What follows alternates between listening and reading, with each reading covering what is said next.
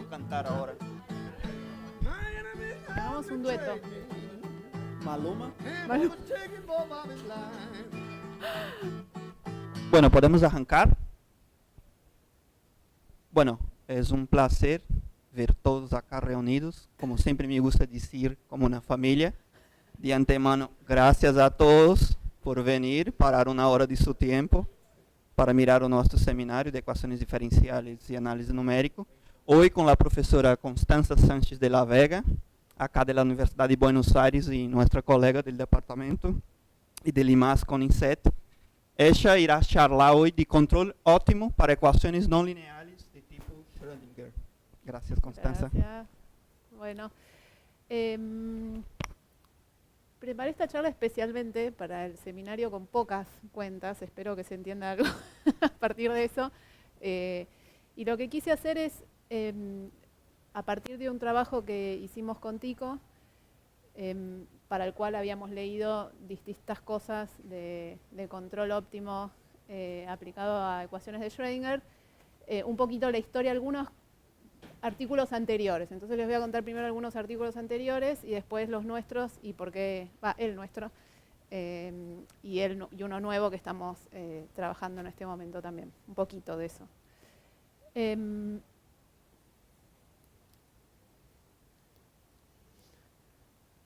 Entonces las ecuaciones con las que vamos a tratar son dos tipos de ecuaciones fundamentalmente. O sea, la ecuación es la misma, solo que en uno vamos a introducir lo que se llama un control bilineal. Este W en principio puede ser un operador en general. En muchos casos, y en la mayoría de los casos de las aplicaciones, es un operador de multiplicación. Y en muchos casos está desacoplado el tiempo del espacio. O sea, en muchos casos el W es reemplazado por un alfa de t por un v de x, ¿sí? Donde v es un potencial. Y eso es lo que se llama control bilineal. Y el otro tipo de control es lo que se llama un control interno o distribuido, en el que aparece un h de tx, ¿sí? Como algo externo, digamos. Y depende de la aplicación qué tipo de control uno podría ejecutar en cada caso, ¿sí? Y las técnicas son un poquito distintas en uno y el otro, y las propiedades de las ecuaciones son distintas en uno y en otro. Por ejemplo, en el caso de las ecuaciones con control bilineal, ¿no? Vamos a introducir entonces acá, en este caso el W o el operador que involucra el W sería el control, que hace que, si el problema está bien planteado, tenga una solución U, y en este caso, dado el control H, si el problema está bien planteado, voy a tener una solución U. Entonces lo que nos interesa a nosotros en particular, lo que nos interesó es el problema no lineal con este término de potencia no lineal, ¿sí? Muchos de los trabajos previos son del problema lineal, ¿sí? Por ejemplo, para el control bilineal, para la ecuación de arriba, este es un potencial a valores reales, el lambda es un real, y W, imaginemos que es un potencial, es un operador de multiplicación, como dije antes, a valores reales. Entonces la norma L2 de las soluciones se conserva, y también depende del caso, si este potencial no depende del t, también se conserva la energía, ¿sí? La energía de este problema. En este caso ni siquiera se conserva la norma L2. Empezamos por, ¿sí? Entonces tienen distintos, digamos, cuestiones cada problema para encarar. Entonces, un poquito cortito de algunas cuestiones del Casenave. Lo que a nosotros nos va a interesar es trabajar en todo el dominio, en RN. ¿Sí? Entonces, ¿qué tipo de problemas se plantean cuando uno plantea un problema de control? Lo primero es, introduzco un tipo de control, buen planteo con ese control, ¿está bien? Entonces, depende de cómo sea el control, tengo que probar distintos problemas de buen planteo. Supongamos que este H no está, o sea que H es 0, o sea tengo Schrödinger lineal, la partícula libre, bien clásico, en todo el dominio, para lo que se sabe, esto es Casenave, que tiene una recopilación de resultados. Si el U0 está en L2, uno tiene solución en las continuas de L2 y C1 de H-2, y en realidad también si el U0 está en H1, uno tiene solución en las continuas de H1, intersección C1 de H-1, etc. ¿Está bien? Entonces, ¿de dónde proviene eso? Es que el laplaciano es un operador adjunto negativo, y entonces el I por el laplaciano ¿sí? Resulta que genera un grupo, es hermítica, skew adjoint, ¿no? Entonces genera un grupo, o sea, un grupo, no un semigrupo, un grupo, ¿sí? Y esto lo que me permite es resolver el problema con h de u igual a 0, o sea, el problema con la partícula libre, en L2, en H1, en donde quiera, ¿sí? Porque ese grupo se extiende a cualquiera de esos espacios, o se restringe a cualquiera de esos espacios, depende cómo lo miremos. Y una vez que uno tiene entonces solución para el lineal, lo que uno se pregunta es si tengo solución para agregándole alguna no homogeneidad, acá no la puse, pero podría haber una no homogeneidad, o una no linealidad. Entonces, para poder resolver ese problema es donde está toda la batería de Strichards. En este caso, para Rn, lo más fácil y lo más directo es la teoría de Strichards, que lo que utiliza es, en principio, entonces a partir simplemente del laplaciano y de usar esta propiedad de que tengo un grupo, lo que prueba es una propiedad de dispersión, exactamente, del grupo, ¿sí? La propiedad dispersiva del grupo Schrödinger, lo que le permite probar a partir de la conservación en L2 y de una acotación que sale en L infinito, acotaciones en cualquier LP. No sé si se entiende esa idea, pero tengo que se conserva la norma en L2, tengo un decaimiento, ¿sí? una propiedad dispersiva que me permite probar una acotación en L infinito y eso me permite probar acotaciones en LP, ¿sí? Usando alguna interpolación. Eso es Strichards, nada más que eso. Y lo que tiene bueno Strichards es que además de probar eso para el grupo, lo que logra probarlo es para utilizar esa técnica para una no homogeneidad que ponga acá. También tengo acotaciones para una no homogeneidad. Cuando tengo una no linealidad, ¿qué es lo que se hace? Uno lo trata la no linealidad como una no homogeneidad, o sea, resuelve la Duhamel y lo trata como una no homogeneidad. Entonces, esa es la técnica general para resolver esto con este tipo de, por ejemplo, hay toda una secuencia de no linealidades permitidas para resolver este problema con esta técnica. Una es un potencial cualquiera por U, donde B es alguien del EP más el infinito con P dependiendo de la dimensión. Algo de esta pinta, una no linealidad de tipo de potencias, donde también el sigma tiene una relación de acuerdo al n para que la energía esté bien definida, etc. Y alguna no linealidad tipo Hartree, ¿sí? Que es algo como que típicamente aparece en los condensados de Bose-Einstein como un módulo de U al cuadrado convolucionado con algún núcleo por U.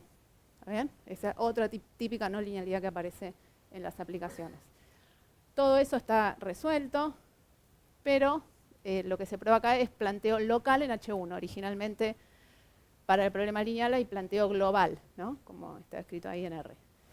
Otra cosa que podemos decir, porque van a aparecer un montón de ecuaciones, por eso estoy diciendo todo esto, otra cosa que podemos decir es que si el laplaciano menos B0 resulta que también es autoadjunto y negativo, o sea, con ciertas propiedades de un potencial B sub 0 que permita reproducir toda la teoría anterior, para lo cual tengo, sí que genera un C0 semigrupo y por lo tanto I por eso genera un grupo, etcétera, puedo hacer todo lo mismo, ¿sí? Por ejemplo, si el B sub 0 es un potencial en C infinito, no negativo y subcuadrático, esto funciona, pero hay un montón de otras condiciones que pueden hacer que funcione. Y por último, lo que se prueba es también para la partícula libre, o sea, sin H, es un efecto regularizante. Ya Strichards es un efecto regularizante porque las soluciones están en otros LPs, pero acá da un efecto regularizante más, que es que la solución está en un H un medio, o sea, gana un media derivada, digamos, de alguna manera. ¿Está bien? Entonces, estos resultados todos son para potenciales V, acá no está escrito, pero V es un V de X, por ejemplo, ¿no? Si acá pusiera un B de X funciona y este B sub 0 es un B sub 0 de X.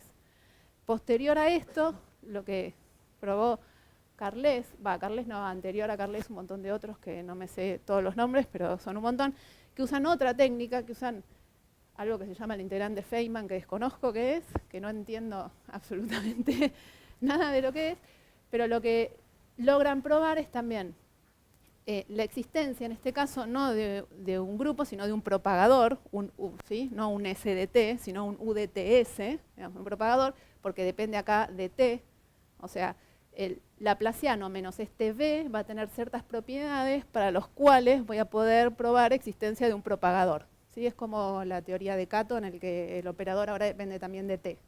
¿Sí? Es esa idea, pero con otras técnicas. Entonces, si el B de T, ¿no? Acá es C infinito en X, ¿sí? Y es localmente acotado en el tiempo y subcuadrático en el espacio, logran probar también existencia global de solución en este espacio que le pide un poco más de decaimiento en el E2. ¿Está bien? Entonces eso es una generalización, si queremos, de la teoría original, en el que ahora le permito que el potencial dependa también del tiempo. Bueno, entonces, ¿qué es lo que estamos estudiando? ¿Qué problemas estamos estudiando nosotros? Son, en forma general, y de lo que voy a hablar ahora, es de problemas en los que uno está buscando un mínimo de un cierto funcional que depende de H, que es el control, y de U, que es el estado, sujeto a unas ciertas condiciones en las que U y H se relacionan por una ecuación de tipo Schrödinger. ¿Sí? Eso. En algún caso con alguna restricción tal vez, o en general no, pero en algún caso va a aparecer alguna restricción. Entonces el primer trabajo que hay sobre este tema es de estos señores Peirce y Daley del 88, en el que prueban. Entonces, ¿cuál es la idea acá? Es un problema de control óptimo para sistemas cuánticos, en el que ellos lo que están pensando es a partir de un láser, que acá vendría interpretado por el núcleo de un operador de Hilbert-Smith, ¿sí? Pero, insisto, esto hay 1000 versiones de cómo entra el control en esto. Esto es el primero, por eso lo muestro, es el primer trabajo que no está totalmente relacionado con lo que hacemos nosotros. Pero entonces ellos, ¿qué le piden al B sub 0? Le piden al potencial este que aparece acá, le pide directamente que sea un potencial por el cual esto genera un C0 semigrupo. O sea, puedo hacer toda la teoría de la que existe un grupo, ¿sí? Lo que dijimos antes. Y el W este es una perturbación acotada del problema anterior, entonces tengo buen planteo, puedo resolver este problema. Y lo que buscan es un mínimo, o sea, tienen un U sombrerito que es el target al cual me quiero acercar, y lo que quieren de alguna manera es con el menor gasto de energía posible, o con la menor, ¿sí?, intensidad del láser, en algunos sentidos se lo piensa así, acá no es exactamente eso, pero con el menor gasto de energía posible, acercarme lo más que pueda a un cierto target. ¿Sí? Ese es el problema que plantean. Y entonces lo que ellos prueban acá es, bueno, el buen planteo, como dije antes, en realidad lo comentan, no lo demuestran, lo comentan, y después prueban existencia de un control de un mínimo, existencia de un mínimo, ¿sí? Y prueban condiciones de primer orden que debe satisfacer ese mínimo. ¿Sí? Eso es lo que se prueba en general en la teoría. Y eso, sí. Sí, tal cual. No voy a decir nada de omega, pero hay un montón de... sí. No, en RN lo que pasa es que existe Stritcher, que es una herramienta muy fuerte para probar en general unicidad, pero en omega también existe solución en un omega acotado, con alguna condición de tipo Dirichlet, está todo en el Casenave, existe solución. Sí, no lo dije, pero no me voy a meter con eso porque no es lo que nosotros estamos haciendo, pero perfecto, sí. Dudé, porque había otra transparencia con omega y la borré porque cogiera ya una maraña de cosas. Perfecto, sí. Y la mayoría lo hace en RN en general, por eso, pero este es el primero que lo hace en omega. Bueno, creo que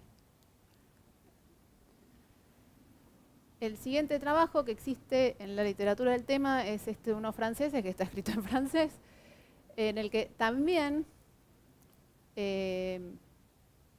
esto también es un control de una reacción química a partir de un láser.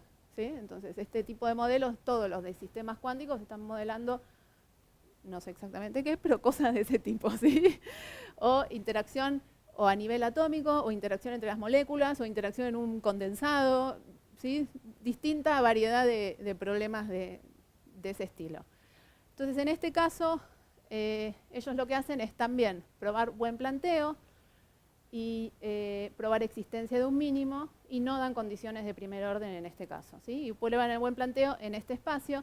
Y en realidad acá usan un truco que es hacer una transformación a Gauge, lo que hace que les quede, ¿sí? Es algo clásico que yo desconozco, pero sé que es algo clásico, ¿sí? Hacer una transformación en la que al tener acá un término lineal, ¿sí? En X, por esta transformación logran volar ese término lineal y les cambia acá el potencial, que en principio es un potencial coulombiano, les cambia este potencial que queda como corrido con algo en función de G de t. Entonces acá usan esto de la existencia de un propagador, ¿sí? Porque acá les va a quedar un potencial que depende de X y de t. Se sacan de encima la linealidad, este término, pero pasan a otro problema, que es tener un potencial que depende de t y de x, y logran mostrar que existe solución en ese caso, ¿sí? Esto antes de los artículos de Carles, lo logran hacer a mano. ¿Está bien? Para ese caso particular, para ese potencial. Y acá sí tienen, esta es la típica no linealidad de tipo Hartree, ¿sí? De la que hablaba antes. Después este es otro más reciente, en el que también, fíjense, este es un problema de, también a partir de introducir un láser en un átomo de hidrógeno, y lo que quieren es, de alguna manera, dispersar o separar a nivel atómico, ¿sí? El átomo, hacerle algo al átomo, no sé exactamente si cambiar el nivel de energía, si qué es lo que están buscando exactamente, pero el ADT es el centro del átomo, el núcleo del átomo, eso es lo que están modelando. Y entonces nuevamente, pero lo que quiero mostrar es como la estructura bastante típica de este tipo de problemas en los que uno quiere entonces minimizar la energía que está utilizando, lo que sea la intensidad del láser o lo que sea que está utilizando, a la vez que acercarme lo más posible a un target original dado, ¿sí? Siempre la técnica es muy parecida. En este y en todos los anteriores no lo dije, pero son todos problemas lineales en U, si se fijan. ¿Está bien? Por ahora no apareció en ningún caso la no linealidad de ningún tipo. Son todos problemas lineales en U. El anterior, perdón, el de Pilot, tenés razón. El único que era no lineal, totalmente. De hecho es el más complicado de estos, sí, es cierto. Bien. El alfa es una cosa a elegir, depende del peso que vos le quieras dar a penalizar cada, sí, tal cual. Lo que sí tiene que ser estrictamente positivo, que no lo puse, ¿no?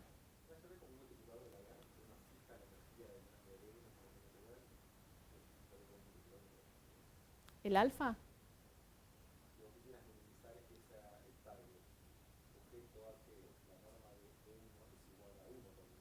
Bueno, es como, debería haber un alfa para el cual sería como minimizar esto. Bueno, sí.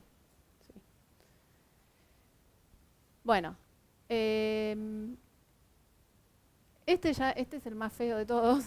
Es un artículo en el que ninguna interpretación física en lo que intenta es hacer una... perdón, que quería decir algo acá.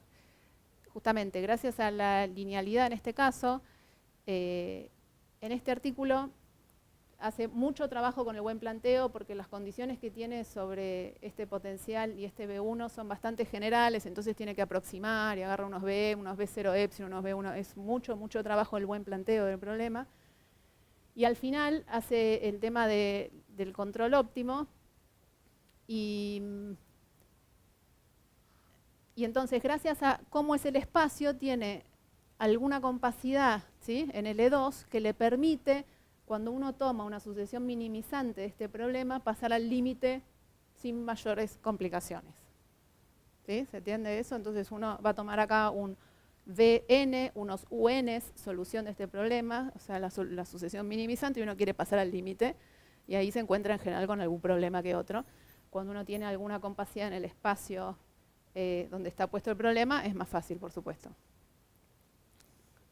Este caso, es bastante general. Fíjense que directamente le pide que el operador H0 que dice, por ejemplo, menos el laplaciano, el espacio H, por ejemplo, L2, ¿está bien? O sea, nada. Es una generalización totalmente ad hoc para este tipo de problemas, de nuevo, lineal, ¿sí? Y lo que está introduciendo acá es algo nuevo, que es este operador A, que dice que es un observable, porque lo que está diciendo acá es que en términos físicos, el U no es un observable físico, ¿sí? Es el estado del sistema el módulo de u al cuadrado a veces es un observable físico, pero el 1 es un observable físico. Entonces lo que hacen es multiplicarlo por algo que sea un observable. Por ejemplo, la proyección, ¿sí?, ortogonal a algún target que yo quiera perseguir, ¿sí? O sea, es una generalización nada más del caso anterior, eso es lo que estoy diciendo, no es gran cosa. Y este último, que es el que me interesa comentar un poco más, es entonces, este es de 2013 y es un problema ahora sí no lineal, ¿sí?, con la no linealidad de potencias, como la que queríamos, lo que vamos a usar nosotros.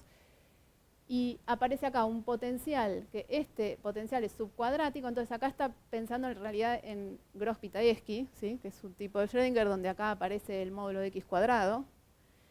Y acá es donde, como yo les dije, es el control bilineal, pero aparece desacoplado, digamos, el t del b, ¿sí? Aparece el alfa de t por b, donde b es alguien dado y el control que voy a elegir es alfa, que lo que están pensando es en la intensidad de un láser, un switch on-off intensidad.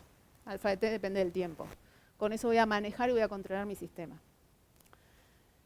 Entonces, de nuevo, el espacio de energía en el que resuelven este problema es un espacio de energía que está compactamente metido en L2, ¿sí? Esta es la energía, está compactamente metido en L2, lo que les permite de nuevo pasar al límite cuando toma la sucesión minimizante y es un poquito más razonable. Es razonable el problema, digamos, no es imposible.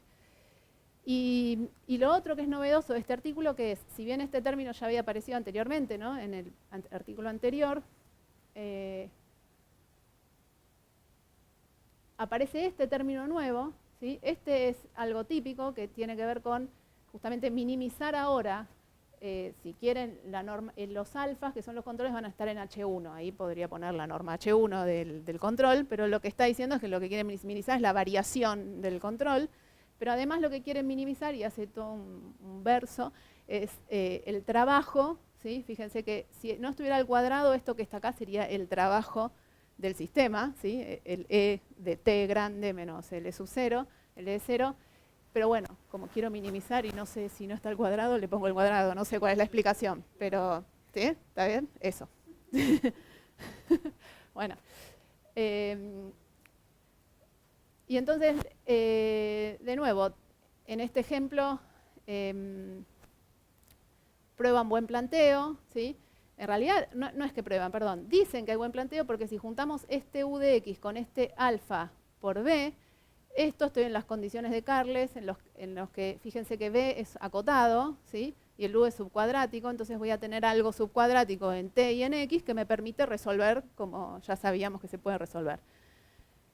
Y después toma una sucesión minimizante, prueba, le da bastante trabajo probar este término que no se ve tan fácilmente, que sea semicontinuo inferiormente. Los otros dos salen fácil para probar finalmente que, ¿no?, cuando uno toma una sucesión minimizante quiere finalmente que el límite sea más chico que el límite inferior de la sucesión, digamos. ¿Está bien? Entonces, bueno, por eso, sin hacer mucha cuenta, este es el artículo en el que nos basamos bastante para encarar el problema que nosotros teníamos. Y este es uno más general en el que ahora sí trata la ecuación de Schrödinger y sin el potencial cuadrático acá, ¿está bien? Entonces trata a esto como una no linealidad y cae en el caso típico del Cazenave, donde B es alguien del EP más el infinito, o sea que sabe resolver esto. Dice, bueno, el alfa de t que está ahí lo acoto por la norma infinito y todo funciona igual, más o menos, pero creemos que sí. ¿Está bien? No es tan obvio, pero pareciera que sí funciona. Y la novedad es que justamente como acá el espacio de energía es H1, que no está compactamente metido en el L2, entonces le da mucho más trabajo probar, pasar al límite, pero lo hace. ¿Está bien? Bueno. ¿Cuál fue nuestro problema que encaramos para resolver? Fue a partir de algunas preguntas que nos hizo Richard, a Tico y a mí. Ellos lo que querían era interpretar o de alguna manera estudiar cómo el ruido influye en la fibra óptica, en la señal de la fibra óptica. Entonces tienen un dato inicial, ¿sí?, y del otro lado reciben una señal. Entonces lo que nos planteó es, bueno, hay ciertas señales del otro lado que nosotros reconocemos de dónde provienen. Es decir, tengo estudiado que sin ruido, si yo mando una señal de un lado, del otro lado debería llegar más o menos esto. Si llega más o menos esto, le reconozco la que salió. Y entonces eso, si con ruido llega algo más o menos parecido, la reconozco. Entonces, ¿cuál fue el problema? Ellos lo que habían estudiado hasta este momento era, querían ver eso, cómo el ruido influía en la señal, ¿sí? Cómo la degradaba de alguna manera o generaba errores. Pero la pregunta que nos tomó un rato entender es qué es un error.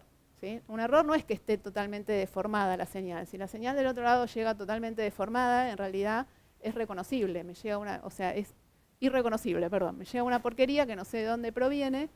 Listo, la tiro. Mándame de nuevo. ¿Está bien? Pero si la señal que me llega es una reconocible con otro dato inicial, ahí genera un error. ¿Se entiende? O sea, este dato inicial corresponde a esta llegada, este otro corresponde a esta otra llegada. Si yo mando este y me llegó este, es un error porque interpreté mal el mensaje. Eso es lo que queríamos reconocer, los errores. ¿Sí? Los errores, ¿qué podría dar error? Entonces lo que ellos hacían era, tomaban un soliton, o sea, una solución particular del problema de Schrödinger, ¿sí? La escribían en términos de la amplitud, la frecuencia, etcétera, le metían un ruido y se fijaban para qué valores de ruido esa amplitud y frecuencia generaba cambios bruscos o cambios importantes, digamos. ¿Sí? Se alejaba mucho de lo que era, digamos. Pero bastante numérico lo que hacían. Entonces la pregunta que él hizo es si se podía caracterizar de alguna forma un poco más explícita el problema. Entonces, la ecuación que modela la señal en la fibra óptica con un ruido G es Schrödinger, donde ahora en lugar de tener acá el T, tenemos Z, que es la longitud de la fibra óptica. ¿Está bien?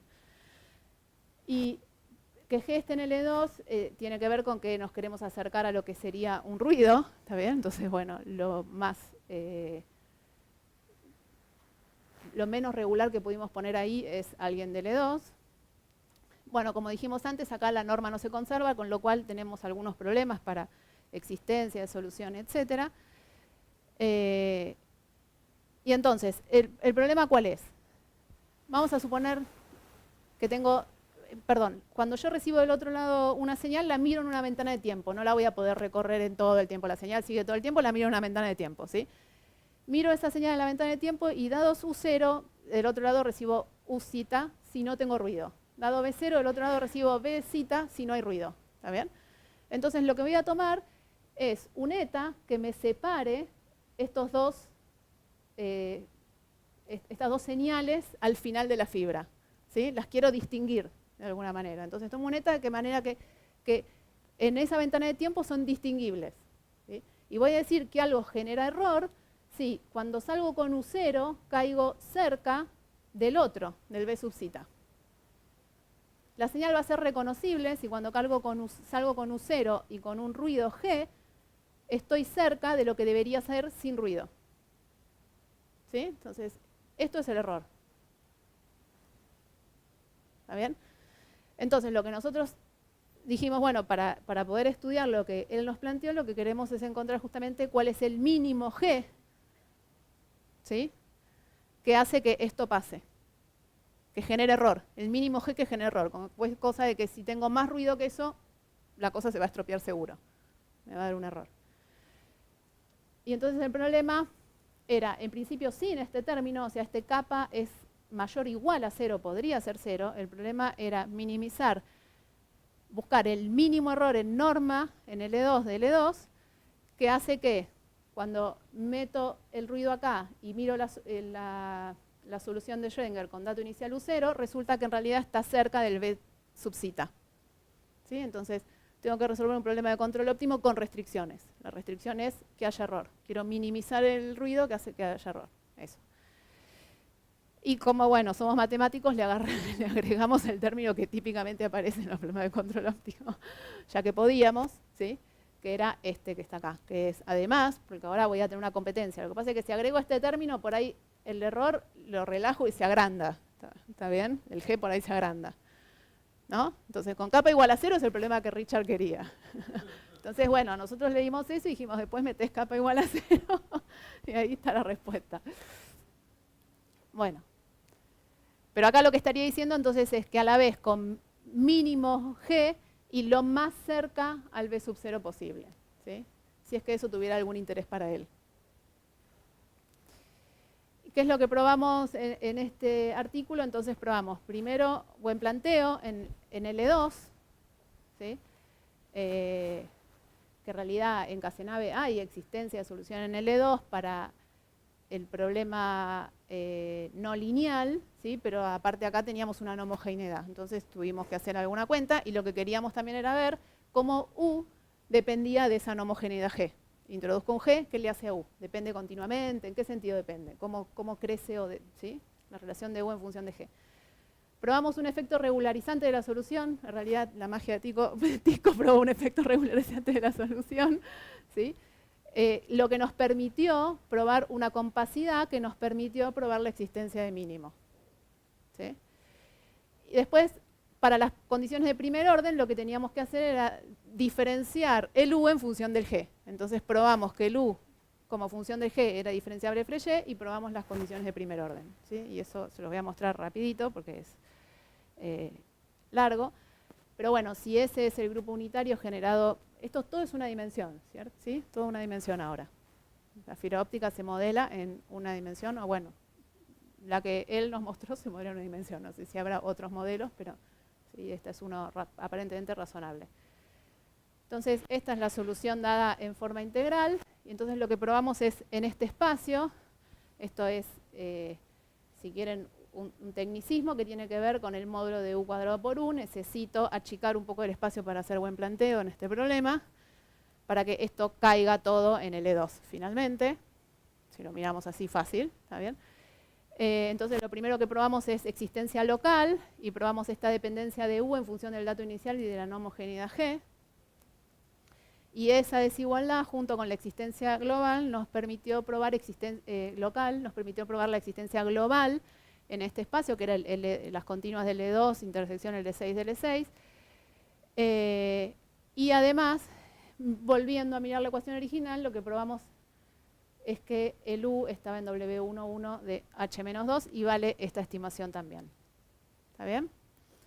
Entonces, ahora lo que teníamos que probar, una vez que teníamos buen planteo, es existencia de mínimo. Por ejemplo, existencia de mínimo, ¿qué hace uno? Uno toma una sucesión minimizante, Gns, Uns.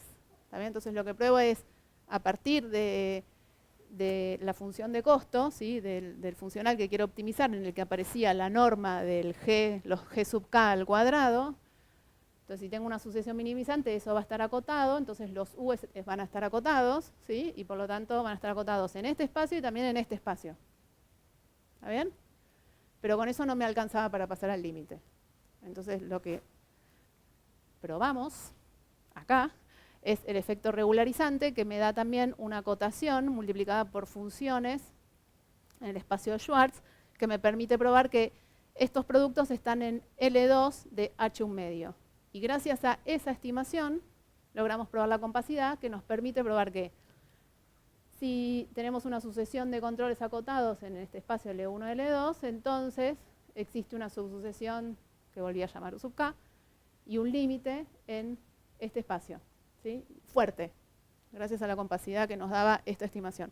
¿Y por qué necesito esa compacidad fuerte ahí? Por la no linealidad, ¿sí? Porque la no linealidad es la que me está pidiendo para pasar al límite un poco más de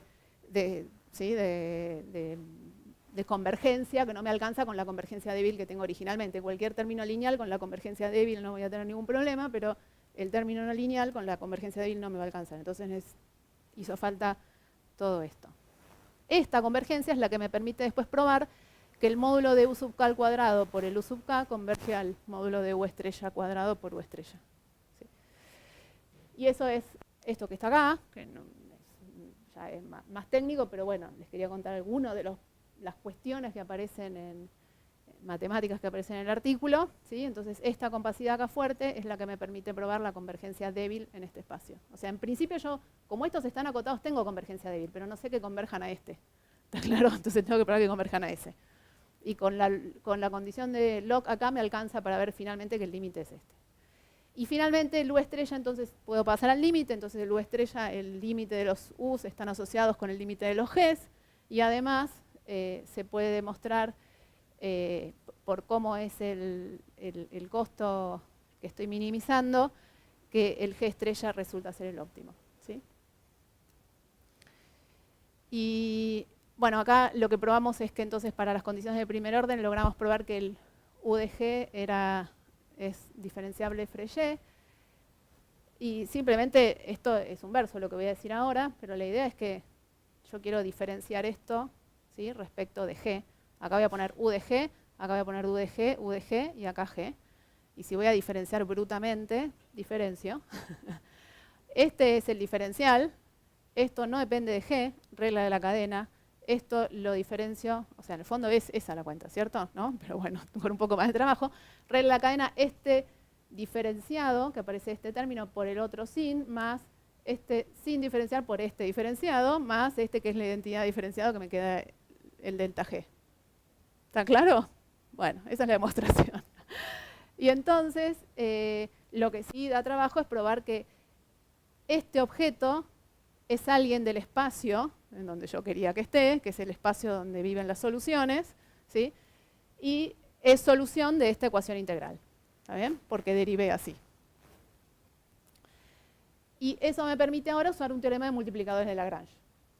¿Qué es eso? Que no es otra cosa, en el fondo esto es un teorema de separación de Hahn-Banach, que me queda esto, que no es otra cosa que multiplicadores de Lagrange, solo que bueno, en un Banach, ¿está bien? Y entonces el lambda que aparece acá es en multiplicador de Lagrange, no sé si se usa mucho, pero es la palabra del problema, no es normal, o sea, quiere decir que no tengo condiciones de calificación acá, como que el gradiente de la G sea distinto de 0, lo que me permite que no haya un multiplicador multiplicando a la F, ¿no? El teorema de multiplicador de Lagrange en general debería aparecer un alfa por F más mu por G, ¿cierto? ¿Por qué el alfa no está? Porque le pido que el gradiente de la G no sea 0. Acá no tengo condiciones de calificación, entonces tengo los dos multiplicadores dando vueltas, ¿sí? Y entonces hay un lambda que es el que multiplica al J, y después hay un, esto es nu, cambió, era mu estrella, ahora es nu, y hay un multiplicador nu, que es el que aparece multiplicando a la derivada del lambda. Es eso, ¿sí? Y después, como estoy restringida a un U, ¿no? O sea, le pido que este lambda de G pertenezca a un cierto subespacio convexo U, entonces aparece esta condición que tiene que ver con, bueno, de normalidad, de que tiene que ver con si está en el interior, esa no está, y si estoy en la frontera, tiene que satisfacer esa condición, ¿sí? Bueno. Y aplicado a nuestro problema, entonces lo que nos queda es esto, porque el lambda de nuestro problema, la restricción era que la norma de este sigma por la solución U en el Z menos el B, que era el dato del otro problema, ¿sí? El error. Toda esa norma era menor que eta, esa era la restricción que teníamos. Y entonces me queda esto. Y todo ahora se termina siendo que lo que quiero mirar es quién es este objeto que está acá, que no es otra cosa, recordemos, esto es el sigma, esto no depende de G, entonces no es el diferencial de esto, en realidad es el sigma por el diferencial de U, que es el que calculamos antes, que probamos que existe. ¿Está bien? Y que era solución de una ecuación integral, bla, bla, bla, lineal.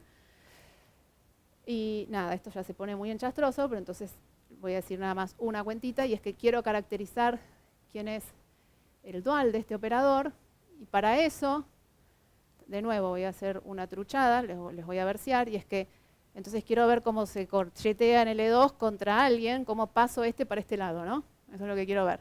Entonces, cuando hago esta cuenta, fíjense, lo primero que puedo pasar es el sigma a este lado, ¿sí? Que es la condición final. Paso el sigma a este lado, ¿sí? Y ahora lo que hago es escribir la ecuación integral del diferencial de U, que aparecía la integral de no sé qué. De nuevo, brutamente, saco la integral, ¿está bien? Y todo lo que me queda adentro empiezo a revolear para el otro lado en forma dual, todos los objetos esos que aparecen adentro, y lo que aparece en el lado izquierdo es exactamente la solución de la ecuación integral que puse antes. ¿Está bien? Que está acá. O sea, esto es cuenta, digo, es calcular el dual de ese objeto, es empezar a revolear para el otro lado del producto interno las cosas y ver cómo me queda. Lo que queda de este lado es exactamente una solución, ¿sí? ¿Por qué? Porque yo sé la ecuación integral, la sé identificar solución de quién es hacia adelante, pero también, como es un grupo, sé identificar solución de quién es hacia atrás. Ahí me aparece el S en lugar de T menos S, S menos T. ¿Sí? Entonces es una ecuación hacia atrás y me queda la solución y ya. Entonces queda algo feo, aparece un multiplicador que en realidad es es solución de una ecuación de Schrödinger y todo eso, que es fea, pero lo que es interesante es que lo que descubrimos después de hacer cuentas, es que en realidad ese multiplicador es un múltiplo del control, del G que yo estaba buscando. Eso es, ¿sí? Es cuenta. O por lo menos por ahora para mí es cuenta. Capaz que ahí, ¿está bien? Entonces finalmente las condiciones de primer orden que aparecen son que el U, solución, tiene que, fíjense que esta con esta es que U es la solución original. Y después G, que es el control que yo estaba buscando, tiene que ser solución de la ecuación del multiplicador que apareció recién, con ciertas restricciones. ¿Está bien? Que me aparecen también. Y con eso terminamos las condiciones de primer orden. Y ahora, en 5 minutos nada más, les voy a contar lo que estamos trabajando ahora. Ese es un artículo que fue enviado y bueno, nada, estamos esperando. Pero como lo mandamos el 27 de diciembre, creemos que nos odian. Entonces, bueno, 28 de diciembre. Nos están penalizando. Bueno, eso en el mejor de los casos sería que nos odian. Bueno, entonces lo que Richard, cuando terminamos con eso, dijo, ahora tengo otra preguntita. Y la preguntita es que aparecen en muchos modelos de condensados de Bose-Einstein, o sea, en el que aparece este término cuadrático, por ejemplo, para dimensión 1 creo que estoy poniendo acá. Esto no me acuerdo si va a aparecer el 2 sigma, me parece que siempre es cuadrático, ¿no? Para Bose-Einstein, me parece que es cuadrático siempre, bueno, no sé. Aparece el término lineal cuadrático y acá me comí una U, ahí hay multiplicando una U, si este es el potencial de antes. Pero la cosa es que en muchas aplicaciones que estuvimos mirando, lo que observamos es que aparecen los Bs, por ejemplo, son el h de t, ¿no? El control menos x al cuadrado, incluso aparecen cosas de orden superior acá, la cuarta, la sexta, eso todavía no nos metimos y no sabemos manejar bien. Pero lo que sí nos dimos cuenta es que podíamos intentar generalizar resultados anteriores de control óptimo que no estaban hechos para potenciales acá que dependan no de tx solamente multiplicados en u, sino que el control está acá dentro del h de t, ahí adentro, que pueden pasar otras cosas, y que resolvería este tipo de aplicaciones físicas, ¿sí? En las que no hay un contexto y una estructura matemática en la que pruebe, por ejemplo, existencia de un mínimo. Entonces, ¿qué es lo que hacen ellos? Experimentos. Dicen, bueno, más o menos quiero controlar, tengo estas condiciones de primer orden, nadie prueba que existe un mínimo, tengo estas condiciones de primer orden que hacen las cuentas a lo bruto, y manipulan y hacen experimentos. Entonces dijimos, bueno, a ver si pudiéramos darle un marco teórico formal de existencia de mínimo, por ejemplo, y condiciones de primer orden formales, y en eso es lo que estamos intentando. Entonces el problema general ya que estamos, generalizar el artículo anterior, ¿sí? En el que aparecía este término también en la función de costo, dijimos, bueno, para la misma función de costo, pero ahora con un V que depende, donde el control aparece acá adentro del potencial. Y en eso estamos trabajando y lo que logramos probar hasta ahora es existencia de mínimo cuando el alfa 1 es 0, porque nos da mucho trabajo. Pudimos pasar al límite de la sucesión minimizante, después de mucho trabajo, porque acá aparecen esos propagadores y no había muchas cosas escritas de las propiedades de los propagadores en función, por ejemplo, del H. Para cada H tengo un propagador. Entonces, si los HN convergen a H, ¿eso qué me dice los propagadores? Dijimos, obvio, va a converger, bueno, no era, ¿está bien? Ese tipo de cosas estuvimos resolviendo hasta ahora. Y lo que no pudimos probar es, nos da mucho trabajo la semicontinuidad débil o lo que sea de este término. ¿Está bien? Eso no pudimos. Si ese término no está, por ahora hay existencia de mínimo. Y en eso estamos y ya está.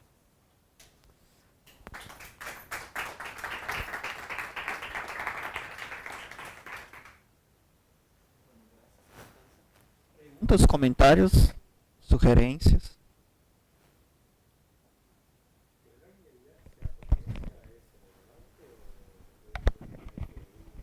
puede cambiar por una FDU. Se puede cambiar por una FDU que tenga un comportamiento como los de las potencias. Que en 0 valga 0 y que tenga ciertas acotaciones y que f de u menos f de b sea menor o igual que unas cosas que aparecen en el módulo de u a la tanto por modo, que pueda acotar el f de u, que pueda reproducir todo lo que hice antes con la potencia. Para esas funciona. Sí, sí.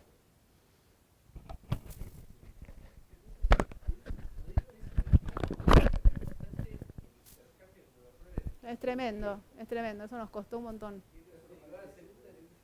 Sí. Sí. Sí, sí, porque es como que la onda, o sea, en este caso la onda, o sea, la solución, evoluciona en el tiempo indefinidamente. ¿Está bien? Y vos lo que estás midiendo es el espacio que recorrió. Sí, es muy loco. Sí. Te garantiza que más ruido que eso, seguro hay error. Entonces,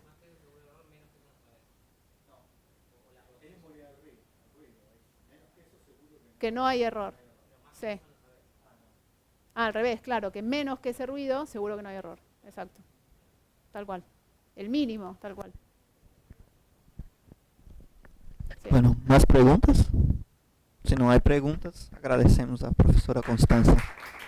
Gracias, Constanza.